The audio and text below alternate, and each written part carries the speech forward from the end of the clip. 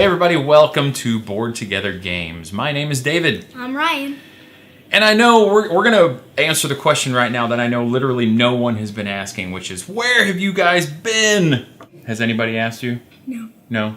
Where have we been? Moving. But we wanted to give you a little bit of an idea of where things are going, how things have been. This is not going to be our normal setup. This is probably not how things are going to go. In fact, we don't even know exactly what the future of this channel is going to be. We're going to do our best to keep creating content and bringing you information about some of the latest games that work really well for families and for new gamers, and that's really what we're all about here. If you've seen any of our previous videos, we decided to make a really big life change not too long ago. Well, I say not too long ago. It was actually a few years ago, but it took us a few years to kind of get to this point. Where we did move, we decided that we just needed a simpler lifestyle. We needed to be a little more in control of our surroundings, our food, our just everything when it comes to our lives. So I'm going to get into a little bit more of that in a different video and possibly even on another channel that we're thinking about starting. So we'll give you more information as that develops. But as far as Board Together Games, what are we doing? Well, we don't know. We're gonna, like I said, continue to do our best to bring you good quality board game content with hopefully some things that are a little bit different this time around rather than just reviews and convention coverage. We're gonna continue to do those things, but we'd also like to just do some more entertainment value content, some more family friendly content that's just gonna be good quality stuff for you and your loved ones to watch. Things like what? What are we gonna do? Play and burn. Play and burn. This is a harebrained idea that we have where we're gonna sit down and play a classic, sometimes just off the wall, nobody's ever heard of it, board game as a family, and then when we're done, taking it out back and burning it. So that's kind of what we're gonna do, yeah? We'll see how that goes. So make sure you like this video, keep tuning in, subscribe to the channel, and hit that notification button so you will know when those videos come out, right? The other thing we wanted to do was show you, we did finally get a chance after getting settled in here into the new house to make a trip down to our friendly local game store. And we got a little bit of a haul here we wanted to share with you. So without further ado, let's get into it. So first up, we have Dicetown, the expansion, or just Dicetown expansion. This is obviously an expansion to a really great game that we play quite a bit in our family called Dicetown. And really what it is, it's a dice game? It's a dice rolling game that's sort of got a Yahtzee style mechanic. You basically have dice that have playing card faces on them. 9 through ace, 9, 10, jack, queen, king, ace. And you're looking for majorities in those different die faces or poker hands. Are you trying to build the best poker hand? And that will give you certain actions throughout the course of the game where you're gaining properties, stealing cards from your opponents. A lot of interaction in this game. Building up a gold supply, stealing from the bank. It's, you know, the Old West style theme. So it's very cool. Like I said, we play a lot. And this is an expansion, just adds a lot to that game. You got outlaw cards, some extra components for a 6th player. Just cool things like that. We're looking forward to playing this one. That's Dicetown expansion. Next up, we have the expansion for Flamme Rouge. Flamme Rouge. And this was your purchase, right? Yes. Yeah. So this was, I didn't even know this one was out. Do you remember? Well, it looks like we got some more track here. What else does this, well, first, I guess, talk about what Flamme Rouge is. Flamme Rouge is a bike racing game. Yeah. And instead of rolling dice for your movement, you play cards for your movement. Yeah. Each player has 2 riders, and they have different, I guess, speed variances in the decks of cards that are utilized to move them down the track. And there's different track layouts that you can set up that allow for hills and other obstacles and things like that. And this is the expansion to that game. And like I said, it gives you more track pieces, which is cool. And did you remember what else comes in this game? 2 more characters. 2 more players. Oh, yeah. And I guess they give you rules in here also to where you can basically split up your rider team to where now you can play up to 12 people. So each player plays a single rider. So you're in teams of 2, right? Is that how it works? And then first across the finish line wins. It's a very interesting game for just being a simple play a card, move your racer down the track kind of a game. It's not too much of a jump away from roll and move, but man, is it fun. I really enjoy this one. So yeah, looking forward to this one as well. That is Flamme Rouge Peloton. Peloton. Yeah, I think that is how you pronounce that. Okay, moving on. Here we go. The Castles of Burgundy, the dice game. I do own Castles of Burgundy and enjoy it very much. It's a little bit heavier European style strategy game, which is a lot of fun. It's one of my favorites of all time. I skipped over the card version of this game. I was like, meh. It looked okay, but not fantastic. But this dice game is quite a change, even though it's the same name. It's very different. This is a roll and write, and I think I've mentioned in the past, I'm enamored with these roll and write games because they're fast, they're fun, they're interactive, relaxing. They're just fun to play, and the whole family gets into them. We all have a great time playing those. So this is another roll and write game that has a lot of the similar feel to Castles of Burgundy. Castles of Burgundy, the dice game. All right, now we have The Grizzle. This is a neat little game. It's got a very somber theme about war and friendship, and it's a cooperative game. While the theme is pretty somber, I really think in what I have seen, they've done a fantastic job of not making light of it, obviously, but approaching it in a respectful and entertaining manner to put together this little board game package. The artwork is very cool. It's a lighter, simpler game. Looking forward to playing it. I have not played it yet. That is The Grizzled. Okay, now we have Kokoro, Avenue of the Kodama. We played this yesterday. Yes, we did. What did you think of it? I liked it. Yes, so this is another... It's not a roll and write, but it is it's almost a bingo style mechanic. There's a deck of cards. Each player has their own little player board. You flip over cards, and that gives you little paths that you have to put on this player board of yours with a grid on it. You basically can put any given path segment anywhere you want on your player board, and you score different points based on how you score things in 5 different rounds. It's kind of a reskin of a game called Avenue. Indie Boards and Cards got a hold of this and just reskinned it with this in this Kodama universe. Kodama was a card game that came out a little while back where you were building basically a tree by placing cards that had different branch segments on it and building up your own little tree. Kind of a take on tile placement, but it's card placement. Like I said, this is in the same universe. Very neat. We played it yesterday. Looking forward to playing this one again because I feel like there's some very interesting strategies. Very heavy in risk-reward and going for big endgame points. It's very cool.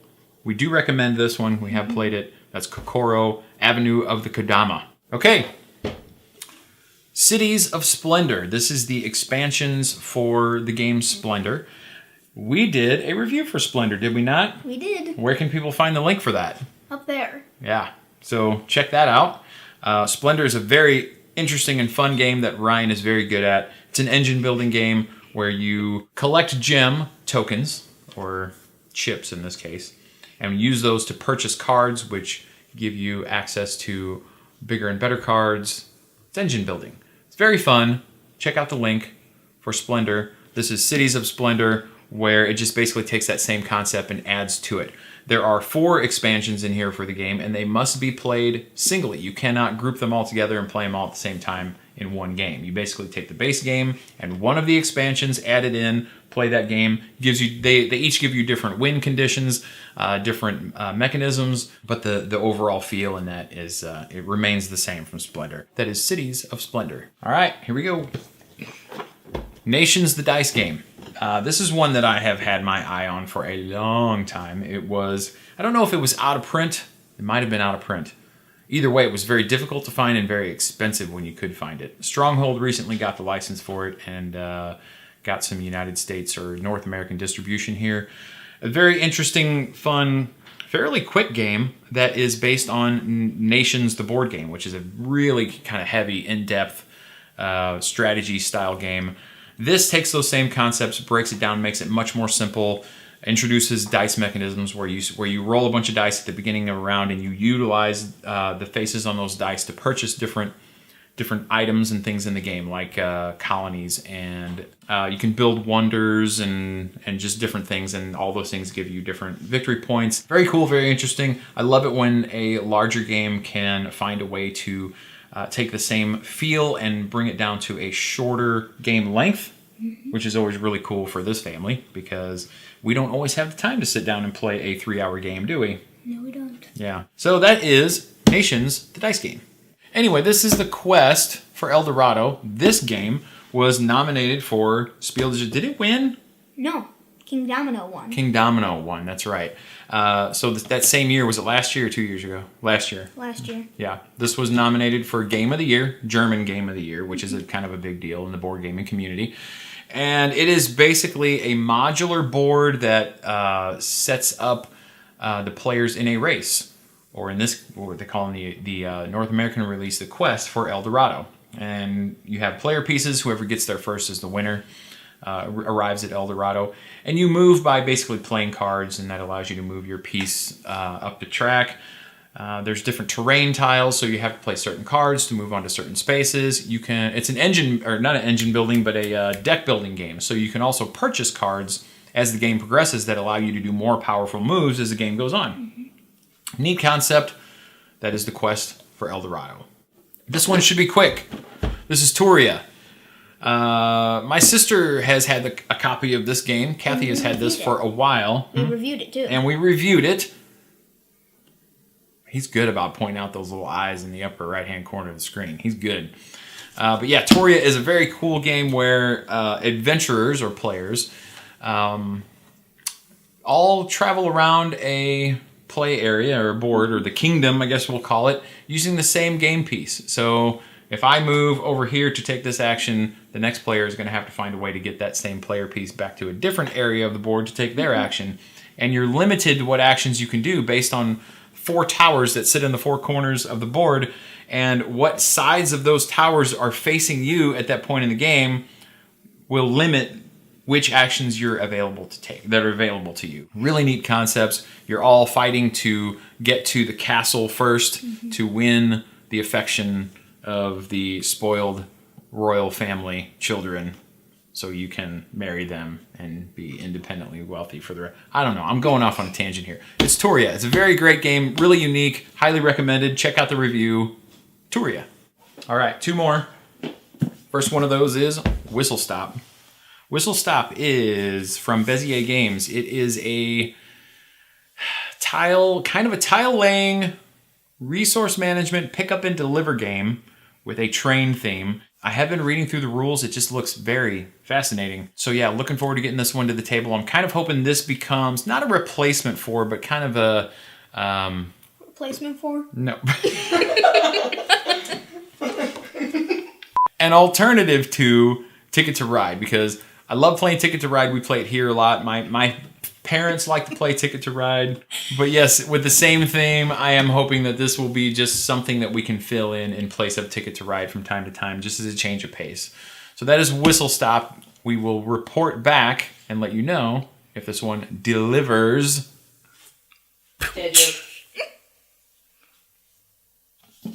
Finally, we have... I have no idea how to pronounce this game's name. Raha. Is Rajas of the Ganges? Rajas of the Ganges? Roger of the Ganges. This is the newest European-style strategy game that has been brought to the United States, to North America by R&R Games. This one's pretty complex. Hesitate to even start getting into the description of this game, other than there are dice, and you can manipulate dice to do different actions. Some pretty cool, unique looking things. There's a couple of different tracks that you progress up in this game to get different abilities and different victory points and whatnot. So looks cool. Looking forward to trying it. That is Rajas, something like that. Something of the Ganges. So that's it, you guys. That's all we had for you today. Thank you so much for watching. And we are really looking forward to being able to bring you guys a whole new mix of content coming in the very near future. So again, just please like the videos, comment, and subscribe to the channel, and hit that notification button so that we know that you really do want to see what's coming from Board Together Games. And please, the comments, just let us know whether or not you think we're doing a good job. And that's another big deal for us, right? So comment below, let us know how we're doing. Thank you guys again for watching. We will see you next time. And remember, if you're bored together, Board together. see ya.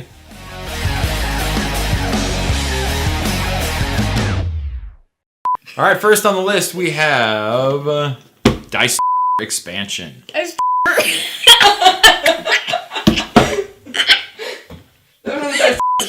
Somebody get my glasses. Yeah, they're like 10 grand or something. It's ridiculous. Just go for a walk. People buy that stuff. Okay. It's not Leviosa, it's Leviosa.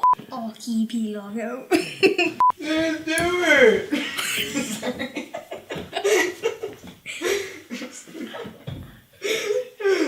So the dog is only part of the problem.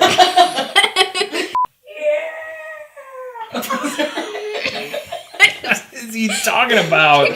It's like he's trying to tell me something, but I can't quite speak his language.